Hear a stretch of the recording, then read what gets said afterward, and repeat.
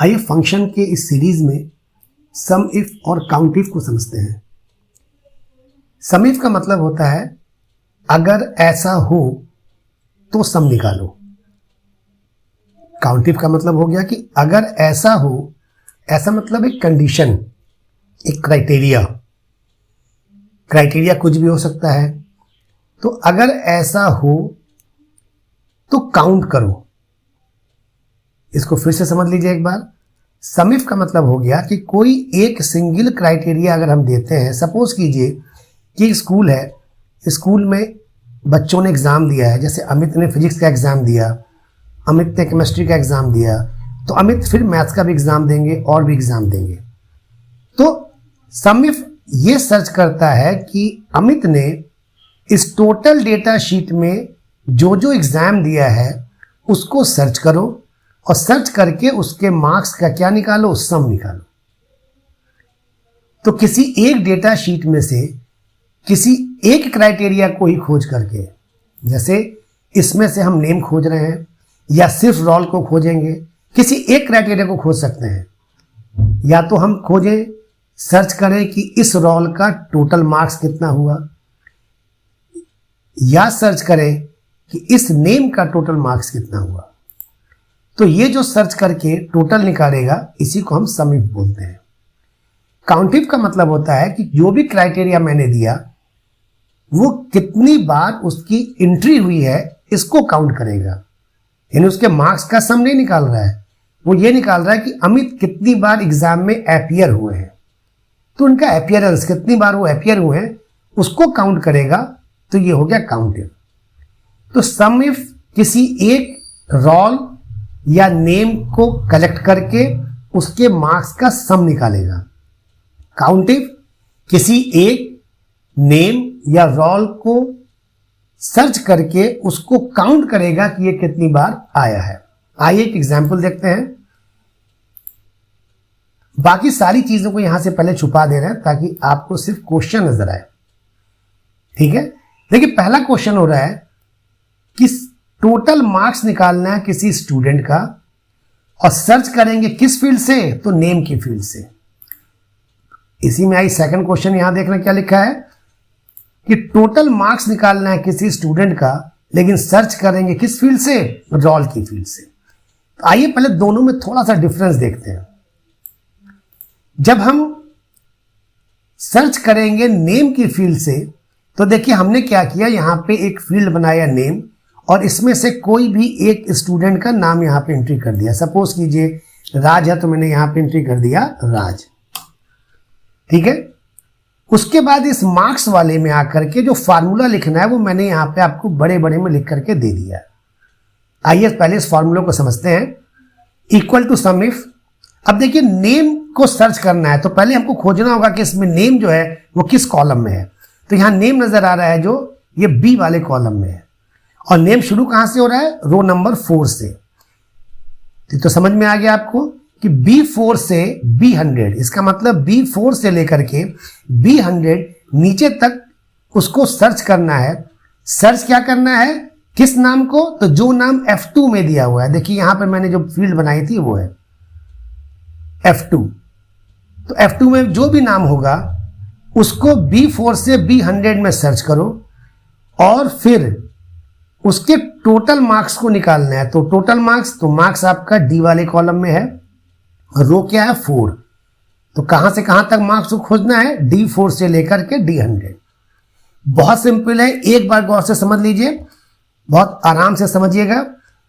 सम if में पहला option है कि किस रेंज में, फिर दूसरा जो लिखा है किस क्राइटेरिया को सर्च करना है और किस फील्ड के न्यूमरिक को सम करना है। तो हमने लिखा B4 से B100, दैट मीन्स B4 आपका ये नेम वाला है। B4 से B100 में नाम को ढूंढना है, तो किस नाम को सर्च करो, जो हमने F2 में लिखा है। F2 में क्या लिखा है हमने, यहाँ पे राज लिखा है। उसके मार्क्स कहाँ पे है, तो D में है, तो उसके मार्क्स का सम निकालो। तो यही फार्मूला मैंने यहाँ पे लिखा। तो देखिए आपका 252 आया है। जैसे ही कोई नाम चेंज करेंगे हम, तो अमित का देखिए डिटेल्स आ गया मार्क्स। जैसे ही नाम चेंज करेंगे हम तो उसका मार्क्स आ गया। अगर सपोज कीजिए हमने एक ऐसा नाम दिया जो इसमें नहीं है, तो मार्क्स आपको नहीं दिखाएगा। तो आपने देख लिया कि किसी नेम से कैसे सर्च करेंगे। दूसरा क्वेश्चन वही सेम क्वेश्चन है, पर सर्च करना है किससे, रोल से। आइए पहले इसमें ढूंढते हैं अपने को कि रोल किस कॉलम में है। तो रोल देखिए आपका ए वाले कॉलम में है, वो भी A4 से चालू हो रहा है।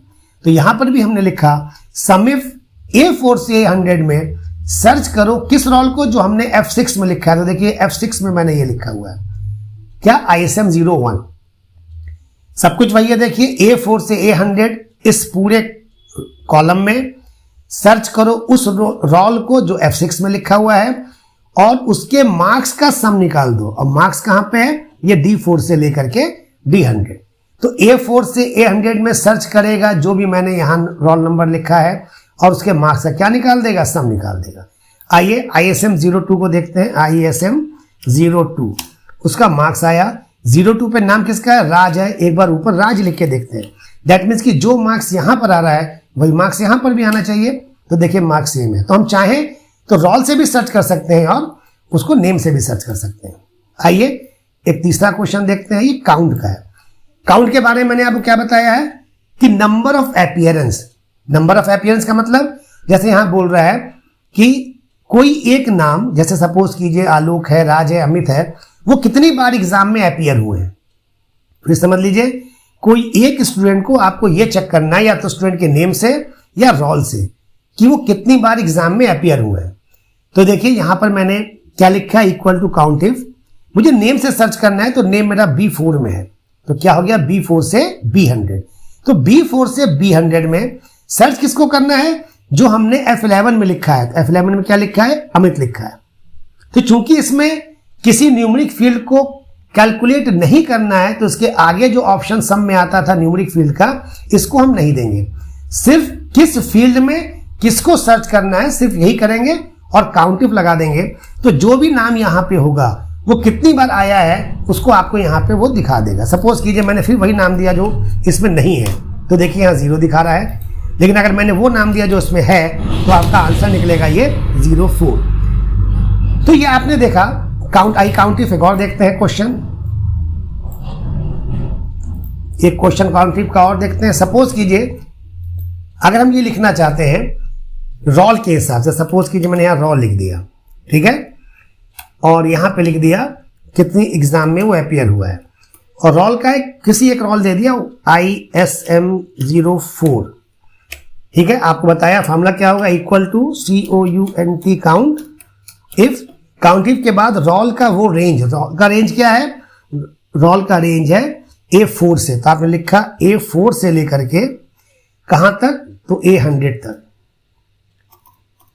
A4 से लेकर के कहां तक जाना है, A100 तक जाना है। सर्च किसको करना है, जो मैंने यहां पे नाम रोल नंबर लिखा हुआ है, मैंने इस पर क्लिक किया, क्लिक करके ब्रैकेट बंद किया। तो देखिए ISM 04 आ रहा है। कितनी बार आया है, आपका 4 बार आया है। तो ये सम इफ काउंट इफ का फार्मूला था। आइए इसी को एक दूसरे प्रैक्टिकल से देखते हैं। ये प्रैक्टिकल क्या है कि सपोज कीजिए सुपरमार्केट है। सुपरमार्केट में 2 से 3 अमित, राज, सीमा 3 सेल्समैन है। आपने उनको सैलरी पे नहीं रखा है, आपने उनको कहा है कि वो जितना भी मंथ में सेल करेंगे जितने रुपए का अपने काउंटर से, उसका उनको कमीशन मिलेगा 5%। तो देख लीजिए जिस डेट में जिस सेल्समैन ने जो प्रोडक्ट बेचा, कितना क्वांटिटी बेचा, किस रेट से बेचा, उसका अमाउंट निकला। अमाउंट का फॉर्मूला आपको पता है, quantity into rate. Quantity into rate देखिए यहाँ पे दिया हुआ है D4 into E4। Quantity into rate से अमाउंट निकला और इस अमाउंट का 5%, यानी कि ये लिखा है आपको F4 का कितना परसेंट, 5%।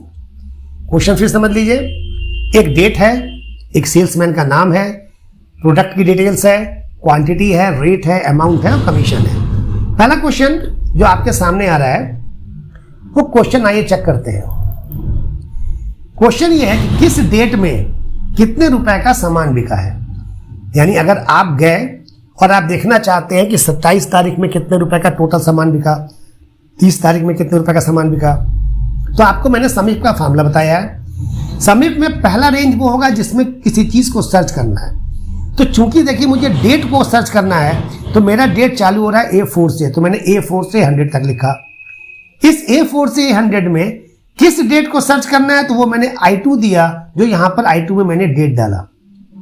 और उसके बाद फिर सर्च करना है अमाउंट को, तो देखिए अमाउंट मेरा किस में है, F में है, यानी कि F4 से लेकर F100, F4 से लेकर के F100।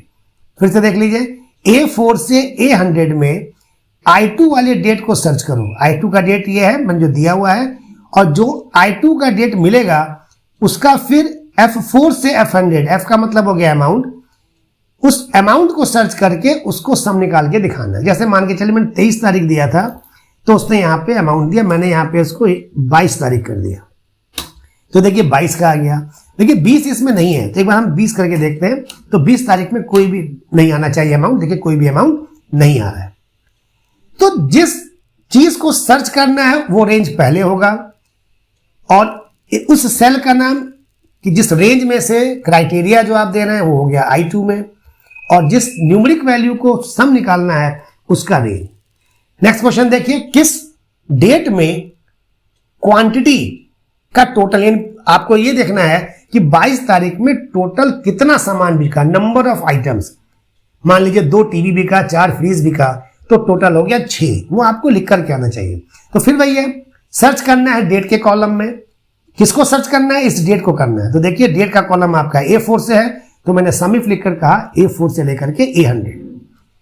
उसके बाद किस डेट को सर्च करना है वो यहां पर है, जो मैंने I4 में दिया हुआ है, तो I4 ये सर्च करके क्वांटिटी का सम निकालना है। तो देखिए क्वांटिटी कहां पर है, क्वांटिटी देखिए D में है, तो सम इफ A4 से A100 में, दैट मीन्स कि A4 से 100 यानी कि D हो गया। डेट में किस डेट को आपको सर्च करना है, तो I4 पे जो दिया है ये I4 आपका है, और किसका सम निकालना है, तो क्वांटिटी का, क्वांटिटी किस में है, D4 से, तो D4 से B100। आइए नेक्स्ट क्वेश्चन देखते हैं, किस सेल्समैन ने टोटल इस मंथ में कितने रुपए का सामान बेचा। तो सर्च क्राइटेरिया है आपका सेल्समैन अमित, और जो सम निकालना है वो है अमाउंट। तो देखिए नेम जो है वो आपका बी वाले कॉलम में है, शुरू कहां से हो रहा है, B4 से, तो हमने क्या लिखा, सम इफ B4 से B100। इसमें किस नेम को सर्च करना है, तो मैंने कहा जो I8 में नेम दिया हुआ है, तो I8 में मैंने अमित दिया हुआ है। सम किसका निकालना है, सम अमाउंट का निकालना है। अमाउंट किस कॉलम में है, अमाउंट F वाले कॉलम में, देखिए ये F वाले कॉलम में आपका अमाउंट है, कहां से, F4 से, तो F4 से F100। इसका मतलब हो गया B4 से B100 में जाइए, I8 दैट मींस कि अमित को सर्च कीजिए, और अमित के आगे जहां जहां अमाउंट दिया हुआ है उस अमाउंट का सम निकालिए। आइए नेक्स्ट क्वेश्चन देखते हैं कि पूरे मंथ में सेल्समैन को कितना कमीशन मिला, या कितना कमीशन आपको इस मंथ में सेल्समैन को देना है। सर्च का रेंज क्या हुआ, सेल्समैन का नाम, तो सेल्समैन का नाम आपका बी वाले कॉलम में, जो B4 से आपका स्टार्ट हो रहा है। तो देखिए B4 से B100, सम इफ B4 से B100। किस नाम को सर्च करना है, तो I12 में जो दिया है, तो I12 में जो नाम है वो ये हो गया।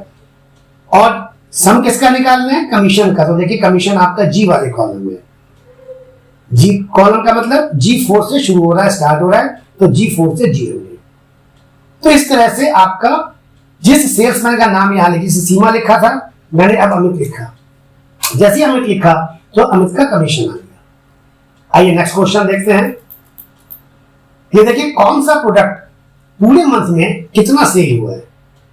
जैसे टीवी एक बार में 2, 3, फिर 1, ऐसे करते करते टोटल इस मंथ में टीवी कितना सेल हुआ है। तो सर्च करना है किस रेंज को, प्रोडक्ट के रेंज को। तो देखिए प्रोडक्ट आपका किस में है, प्रोडक्ट आपका सी वाले रेंज में, तो मैंने लिखा समिट C4 से C100। किस प्रोडक्ट को सर्च करना है, जो प्रोडक्ट का नाम हम यहां पे लिखे, तो हो गया आपका I16। दैट मीन्स कि C4 से C100 में पूरे रेंज में उस प्रोडक्ट को सर्च कीजिए जो I16 पे मैंने दिया है, या जब मैंने वॉशिंग मशीन दिया है। उसके बाद सम किसका निकालना है, क्वांटिटी का।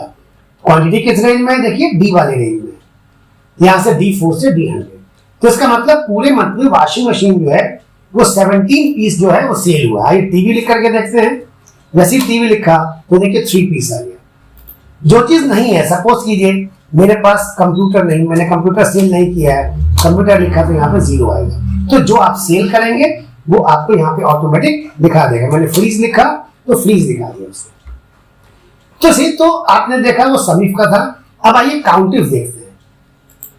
काउंटिव जैसा कि मैंने आपको बताया ये नंबर ऑफ अपीयरेंस काउंट करता है।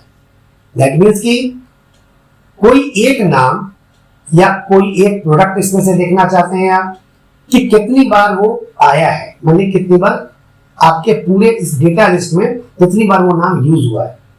सपोज कीजिए आप जानना चाहते हैं कि सेल्समैन ने पूरे मंथ में कितनी बार सेल किया, तो जाहिर सी बात है जब सेल करेगा तो उसका नाम यहाँ पे लिखाएगा, एंट्री होगी उसके नाम की, तो जितनी एंट्री होगी इसका मतलब उतनी बार उसने सेल किया है।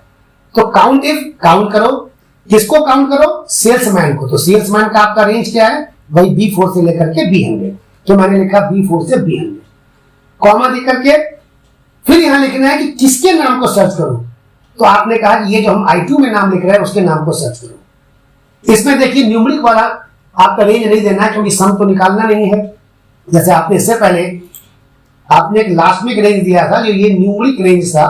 न्यूमरिक का मतलब है ये वो रेंज है जिसमें नंबर्स है। नंबर्स किस लिए?